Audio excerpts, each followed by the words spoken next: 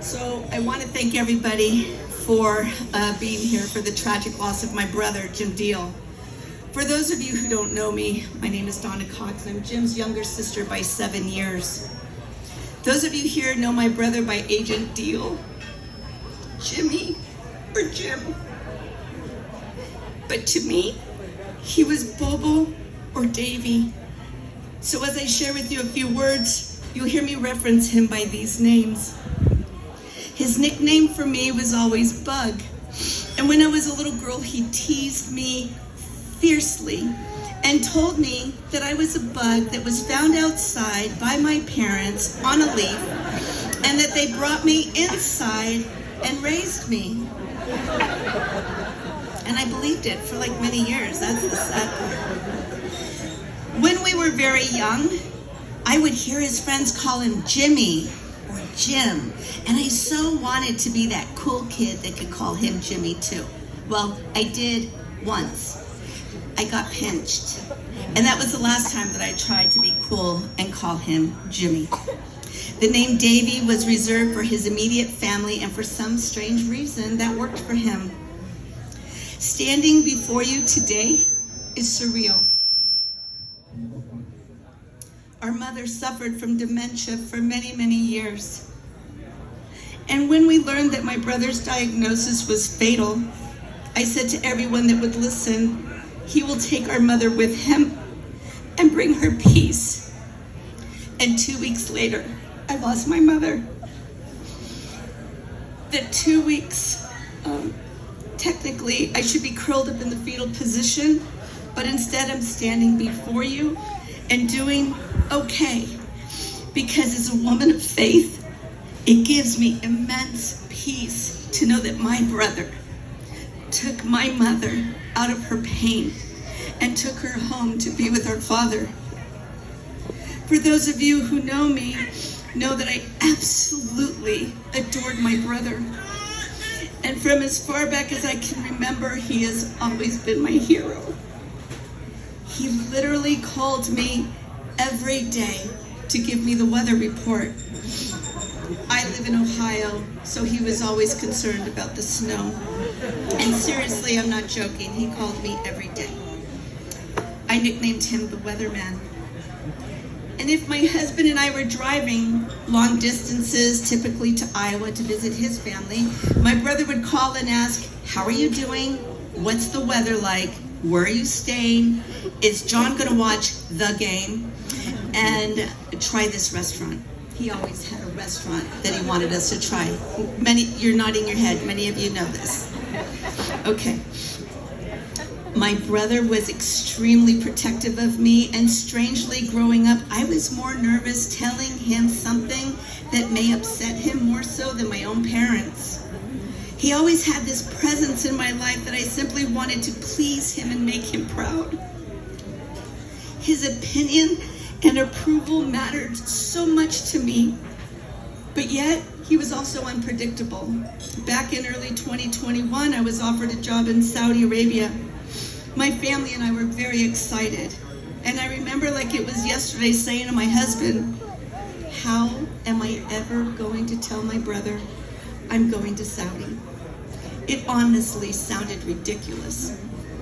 I was 61 years old, and yet still nervous to tell my brother. So the day came when I gently shared the details with him of my new job, and his exact words were, "Bug, I think that's fantastic. I know agents over there." He always knew agents, and many of you are here today. And you have my blessing.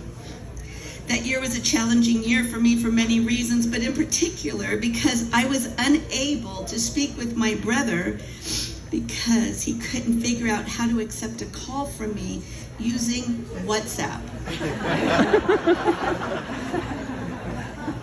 So we settled for emailing.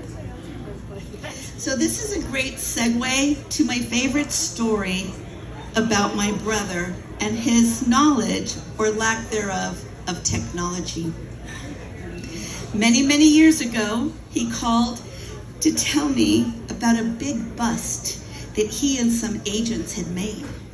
He was literally over the moon. He proceeded to tell me that he confiscated a laptop, and the laptop had a mouse and everything. I said, Bobo, promise me that you will never, ever share that story with anyone else as long as you live. Saying you got a laptop with a mouse and everything is like saying that you got a car that had a steering wheel. So he proceeded to tell me to shut up, and we laughed, and needless to say, that was his opening joke every time he traveled to give a speech or a talk around the globe. My brother made me laugh. Oh my gosh, he was such a great storyteller, and he had a plethora of stories to share. For those of you who knew him well, know that he had a fierce and a force of a personality. He has protected presidents, heads of state, escorted governors, senators, and congressmen, and everyone in between. He has dealt with death threats and has helped put the worst of the worst away for unimaginable crimes. Yet, many had no idea of his incredible soft spot. He was a huge patriot. He loved this country, and he respected our flag. He cried at the national anthem, sappy movies, and the best of all, he cried when the underdog would win. He called us often when the Iowa Hawkeyes were playing football, because at the end of the first quarter, the players and fans would turn to look behind the stadium at the University of Iowa Children's Hospital to wave at the pediatric patients and families who were watching the game from their hospital rooms. And without fail, every game, my brother would cry. His heart was huge and gentle. Growing up, my brother never liked any guy I dated. Not one. Until I brought him John.